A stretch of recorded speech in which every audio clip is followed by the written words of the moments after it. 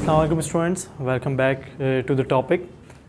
आज हम एक नया टॉपिक स्टार्ट कर रहे हैं। नया चैप्टर है हमारा, चैप्टर नंबर 2, जो है introduction of operating system. Operating system के बारे में हम डिस्कशन करेंगे इस चैप्टर में, ठीक है। पहली बात तो ये है, ऑपरेटिंग सिस्टम होता क्या है। ऑपरेटिंग सिस्टम आपको आपके कंप्यूटर के दरमियान कोई रिलेशन क्रिएट करवाने के लिए, इंटरफेस क्रिएट करवाने के लिए ऑपरेटिंग सिस्टम यूज़ होता है, ठीक है। आप इससे अपने बेसिक्स टास्क कर सकते हैं जो आपने करने हैं, ठीक है। आपके पास चंद टाइप्स आती हैं ऑपरेटिंग सिस्टम की, वो भी पढ़ते हैं कौन सी है। हम पहले भी पढ़ चुके हैं। फर्स्ट आ जाती है आपके पास विंडोज़। विंडोज़ आप जानते हैं बहुत popular operating system. Around 85% population Windows use करती है दुनिया की, क्योंकि ये बहुत ज़्यादा एफिशिएंट है, इजी टू वर्क है, ठीक है। और ये बेसिक्स प्रोग्राम यूज़ करने के लिए विंडोज़ यूज़ किया जाता है।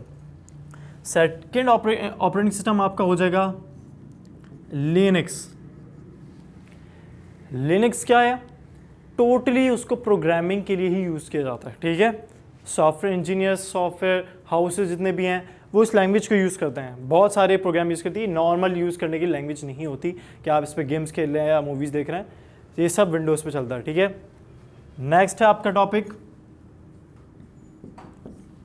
नेक्स्ट है एप्पल ओएस। बहुत सारे स्टूडेंट्स के पास एप्पल के फ़ोन्स हैं, तो आप जानते हैं उसका इंटरफेस बिल्कुल डिफरेंट होता है। मैकबुक बहुत सारे स्टूडेंट्स यूज़ करते होंगे, मैकबुक बिल्कुल डिफरेंट है, तो उसका एक ऑपरेटिंग सिस्टम है, ठीक है। इस तरह से हमने टाइप्स पढ़ ली, ठीक है।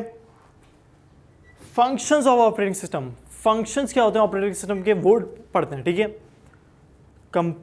ऑपरेटिंग सिस्टम काम कैसे करता है, ये होता है इसमें से, ये फंक्शन में, और किस तरह से उसको लेवल टू लेवल लेके जाना पड़ता है हर चीज़ को, ठीक है। ये कुछ फंक्शंस होते हैं, ठीक है। अब मैंने कुछ फंक्शंस लिखे हैं, वो पढ़ते हैं। बूटिंग है, रिसोर्स मैनेजमेंट है, यूजर इंटरफेस। अच्छा, मैं आपको एक डायग्राम बनाकर दिखाता हूं जिससे आप लोगों को और बेटर समझ में आ जाएगा।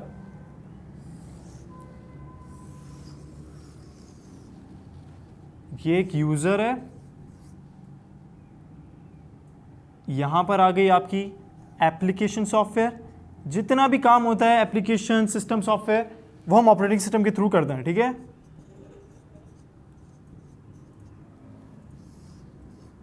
सिस्टम सॉफ्टवेयर,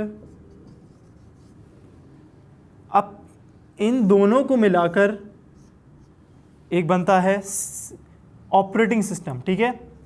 जब आप काम करते हैं तो डायरेक्ट ऑपरेटिंग सिस्टम पर जाता है, यहां से इनपुट आउटपुट डिवाइसेस आ जाती हैं,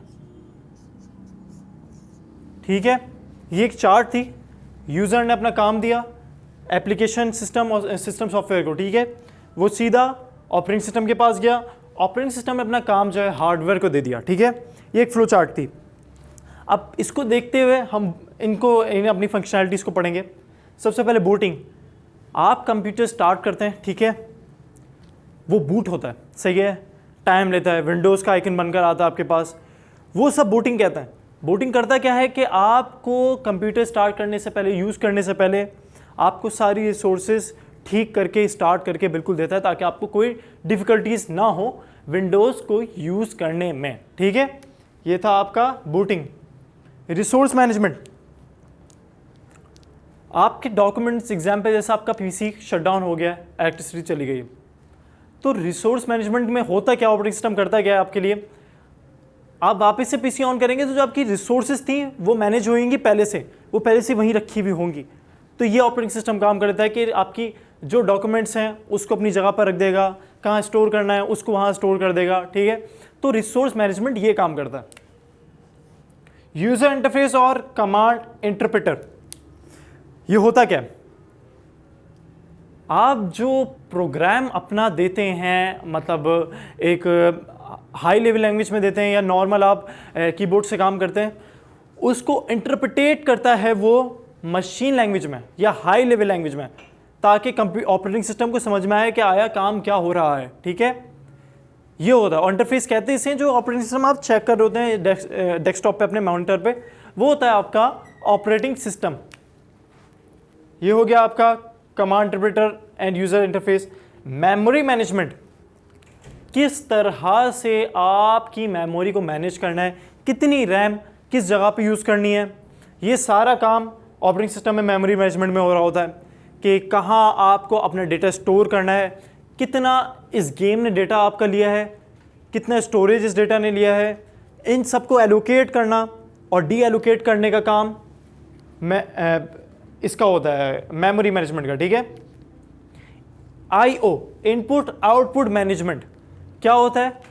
आपने अपने कीबोर्ड के थ्रू कुछ इनपुट करा, ठीक है, ऑपरेटिंग सिस्टम क्या करेगा, वो एक इंटरफेस क्रिएट करेगा अपने हार्डवेयर के और सॉफ्टवेयर के दरमियान। ठीक है, मैंने इनपुट दिया, वहाँ पर हुआ क्या, प्रिंट बनकर आ गया मेरे पास, सही है।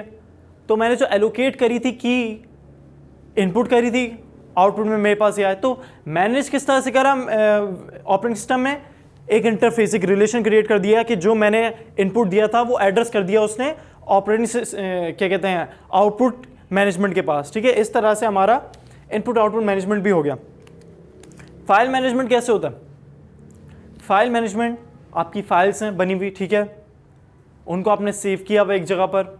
अच्छा, फाइल मैनेजमेंट और मेमोरी मैनेजमेंट तकरीबन सेम है, ठीक है, बस थोड़ी सी डिफरेंस ये है कि फाइल मैनेजमेंट में सिर्फ और सिर्फ आपके डॉक्यूमेंट्स पर काम होता है, ठीक है, सिर्फ और सिर्फ फाइल्स पर काम होता है। मेमोरी में तो ये था कि आप स्टोरेज कितना स्टोरेज ये चीज़ ले रही है, ये डॉक्यूमेंट ले रहा है। यहाँ पे फाइल मैनेजमेंट में ये होगा कि आपकी फाइल कितना आपका डेटा ले रही है, कहाँ पर आप स्टोर कर रहे हैं, फाइल को मैनेज कहाँ पर रख रहे हैं, तो ये काम होता है। ठीक है। प्रोसेस मैनेजमेंट, जो भी काम आपने किया उसको किस तरह से वर्क करना है, किस तरह से चलाना है, कितने टाइम पर चलाना है, ये सारा प्रोसेस मैनेजमेंट काम करती है। ठीक है, आपने ये अराउंड 1 2 3 4 5 से 8 7 to 8 आपने पॉइंट्स पढ़े। ठीक है, ये बेसिक फंक्शनैलिटीज़ हैं ऑपरेटिंग सिस्टम की और ये बहुत इंपॉर्टेंट टॉपिक है, ये आपके एग्जाम्स में भी आ सकता है, सही है। तो नेक्स्ट टॉपिक के लिए वेट करें। थैंक यू सो मच, अल्लाह हाफिज़।